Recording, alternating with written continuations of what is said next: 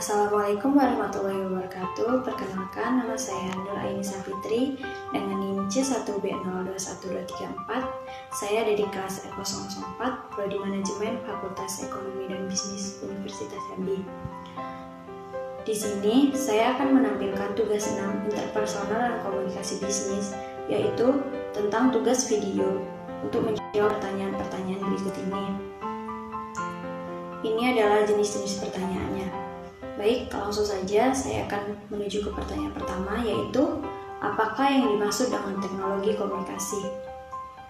Teknologi komunikasi adalah peralatan atau perangkat keras hardware dalam sebuah struktur organisasi yang mengandung nilai-nilai sosial yang memungkinkan setiap individu mengumpulkan, memproses, dan saling tukar informasi dengan individu lainnya.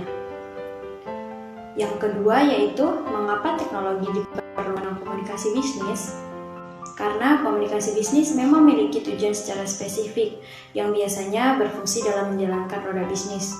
Dengan adanya penerapan teknologi di dalamnya, maka kita akan lebih mudah dalam mengembangkan komunikasi bisnis yang lebih kreatif. Teknologi saat ini akan memungkinkan penggunaan media komunikasi yang lebih menarik lagi. Tentu saja, ini berarti proses komunikasi bisa menjadi lebih mudah dan juga efektif. Yang ketiga yaitu jelaskan apakah ada pengaruh teknologi dalam komunikasi bisnis. Tentunya ada. Pengaruh teknologi dalam komunikasi bisnis adalah untuk mempermudah penjual dan pembeli untuk berinteraksi.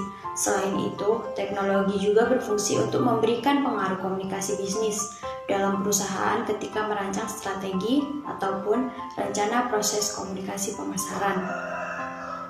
Yang keempat yaitu jelaskan manfaat teknologi komunikasi bisnis terhadap kemajuan organisasi.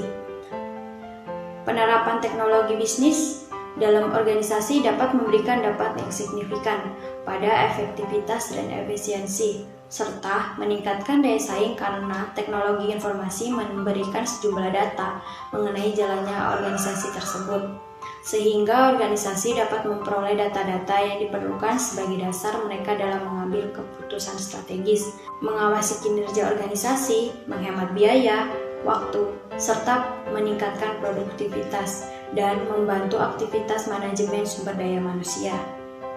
Yang kelima, yaitu jelaskan efisien manakah pembuatan data dengan manual atau menggunakan teknologi dan berikan contoh perbedaannya.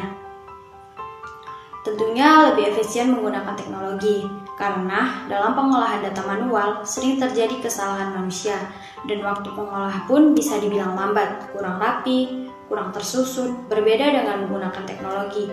Pengolahan data saat ini dapat dikerjakan dengan secara cepat, rapi, tersusun, dan meminimalisirkan kesalahan manusia pengolahannya. Juga, jika menggunakan manual, kita membutuhkan kertas lebih banyak dibanding teknologi. Contohnya, pengolahan data kampus. Hampir mustahil untuk perguruan tinggi saat ini tidak menggunakan teknologi informasi untuk mengolah data kampus. Terlepas dari seberapa besar atau masih kecilnya sebuah perguruan tinggi, seluruh perguruan tinggi menghadapi masalah pengolahan data yang kurang lebih sama, yaitu pengolahan data mahasiswa, data nilai, data kurikulum, pembayaran biaya pendidikan, data dosen, laporan-laporan rutin internet, laporan kedikti dan kopertis, serta berbagai hal lainnya yang melibatkan banyak orang dalam penanganannya. Pengelolaan secara manual juga sangat rentan terjadilah human error, kesalahan manusiawi yang seringkali membuat sebuah pekerjaan terpaksa dilakukan berulang kali karena kesalahan kecil maupun fatal, sehingga ada banyak dokumen yang terpaksa harus dicetak atau diprint ulang. Hal ini berarti biaya tambahan untuk kebutuhan kertas, tinta, serta printer dan lain-lain akan meningkat. Yang keenam, yaitu jelaskan peranan internet dalam organisasi bisnis. Peranan internet dalam bisnis yaitu digunakan untuk pertukaran informasi, katalog produk, media promosi, surat elektronik, kuesioner elektronik, dan mailing list. Dan sekarang juga di internet bisa memanfaatkan media sosial untuk menjual produk serta marketplace. Internet juga bisa digunakan untuk berdialog, berdiskusi, dan konsultasi dengan konsumen secara online, sehingga konsumen dapat dilibatkan secara proaktif dan interaktif dalam perancangan, pengembangan, pemasaran, dan penjualan produk. Yang terakhir yaitu jelaskan adakah hambatan bila organisasi menggunakan teknologi komunikasi dan berikan contohnya.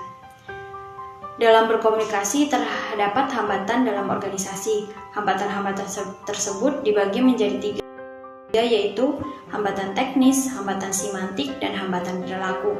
Pertama, hambatan yang bersifat teknis adalah hambatan yang disebabkan oleh berbagai faktor, seperti kurangnya sarana dan peranan yang diperlukan dalam proses komunikasi, penguasaan teknis dan metode komunikasi yang tidak sesuai, dan kondisi fisik yang tidak memungkinkan terjadinya proses komunikasi. Yang kedua, yaitu hambatan yang bersifat semantik. Hambatan semantik adalah hambatan disebabkan kesalahan dalam menafsirkan, kesalahan dalam memberikan pengertian terhadap bahasa, kata-kata, kalimat, kode yang dipergunakan dalam proses komunikasi. Yang ketiga yaitu hambatan perilaku atau disebut juga hambatan kemanusiaan. Hambatan ini disebabkan berbagai bentuk sikap atau perilaku, baik dari komunikator maupun komunikan. Contohnya, saat COVID, suatu organisasi melakukan Zoom meeting di tempat yang masing-masing, yaitu tempat yang berbeda. Pasti akan sering terkendala jaringan karena tempat yang berbeda, maka berbeda pula kecepatan internetnya. Baik, mungkin itu saja yang bisa saya sampaikan. Lebih dan kurang saya mohon maaf. Wabillahi taufiq wal hidayah.